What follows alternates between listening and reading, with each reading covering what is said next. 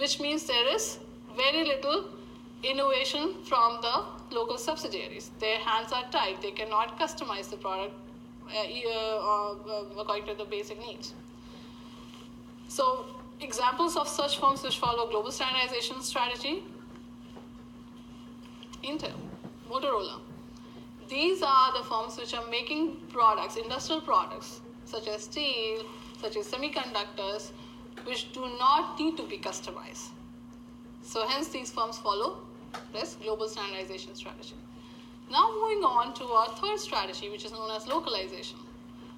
Here, if you go back to our 2x2 matrix, firms which follow localization strategy, they face very high customization pressures. But for them, cost reduction pressures are not very high. So you will find that these firms, whenever they sell their products, they customize or change their products for each of the markets depending on what the consumers need in that market. And examples could be your consumer non-durable products, such as, for example, your Coke or this soft drink industry, wherein you have Coca-Cola, which comes in different flavors, cherry flavor, then diet, without diet, so on and so forth. Another good example could be Nestle.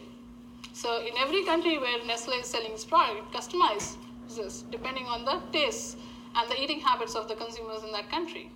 And the beauty of this, the main point of this strategy is that all these foreign subsidiaries of a multinational, they are free, or they are given free hold to determine their own strategy, their own product, what product they want to sell, how they want to sell it, what are the pricing, how do they want to price their products in that particular country. For example, Hindustan Lever is a subsidiary of Unilever in India. And while I was growing up, I never thought that Hindustan Lever is a subsidiary of Unilever. I always thought it was an Indian firm because the name is Hindustan Lever. Hindustan is an Indian version of India, the Indian name of India. And everybody who was employed in that subsidiary was Indian. The products that they were making and selling were only for the Indian market. So it was difficult to, it was very later on that I realized that Hindustan Lever is actually a subsidiary of this foreign firm. So this is the kind of decentralization that happens with firms which follow localization strategy. Then we move on to our fourth quadrant, which is the most difficult quadrant, wherein firms find themselves facing both these type of conflicting pressures to reduce costs as well as to achieve differentiation. And it's very difficult to achieve. So firms try to balance these two pressures, and we also see in these in these transnational firms, we see a lot of multi-directional flow of skills, information between different subsidiaries, and also between subsidiaries and headquarters and to and fro. And if you look at these transnational type of firms, their structure is very, very different from the ones which follow other strategies. They have a unique structure which is known as a matrix structure, wherein everybody is reporting to everybody. I know it sounds very complicated, but this transnational strategy is complicated. And usually you will see firms which are operating in pharmaceutical industry, telecommunications, financial services. You see a lot of firms which follow this transnational strategy. And a very good example of this firm following transnational strategy is, again, Caterpillar. I just really love this firm. So Caterpillar faces a lot of competition from its Japanese rival, Komatsu, because of which it has to keep finding ways to reduce its cost. And since it does business in multiple countries, and different countries have different regulations regarding construction policies and different government demands, Caterpillar also has a huge pressure to customize its products according to each market. So in 1970s, Caterpillar decided that it has to do something about these two pressures, and it just went back, looked at the designs of its products that it was making, and said, okay, what I can do is I'll make the designs of the product such that there are certain components which are common across all my products. And then there are few components which can be changed from one product to another product to be able to make it more locally responsive to different markets. So the plus point of doing or taking this strategy or redesigning its products was that for the common components that went into all these products, it could have universal factories. One or two global factories wherein these products were being made by achieving economies of scale, by achieving learning effects and location economies. And the costs were kept down.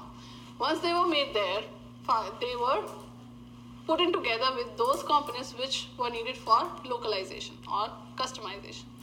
And then they were sold to different individual markets by doing so. And hence Caterpillar was able to achieve this transnational strategy by redesigning the product such that part of the product was made by following a cost leadership strategy and part of the product was made using a differentiation strategy. And not many firms, even if they want to successfully implement transnational strategy, many firms are actually struggling to do so. Caterpillar is a very good example which has been able to successfully implement this strategy, which is the most complex strategy out of all the four we have discussed. And finally, do you think that strategy never changes? No. If you look at the evolution of Coca-Cola, there's a case of Coca-Cola that you will study in your for this course, and you will see Coca-Cola is a company which is more than 125 years old, and throughout its history, it has to change its strategic stance from localization to global standardization to back to localization and finally to transnational. So the point is that no firm can remain or can stick to the same strategy. As a competitive environment changes, firm which was following a localization strategy 10 years ago, if the competition increases, which means the pressures to reduce cost increases, then it will have to change its strategy, transnational strategy, to be able to survive the competitive environment. If it is not able to do so, it will never survive. Similarly, firms which were following international strategies in 60s, 70s, not caring about customization, not caring about cost reduction, over the past 30, 40 years, they have realized that either they have to follow or shift their strategy to global standardization or to transnational strategy, depending on the type of pressures or change in the type of pressures that they are facing today. So this is a very, very important topic for international business, for any international business, and you should be aware of what are the different advantages of foreign expansion.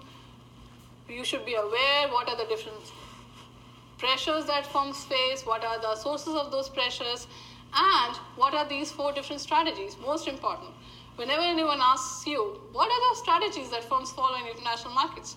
You should always remember this 2 by 2 matrix, because these are the four important international strategies any multinational firm follows. And I hope you enjoyed this video. Thank you.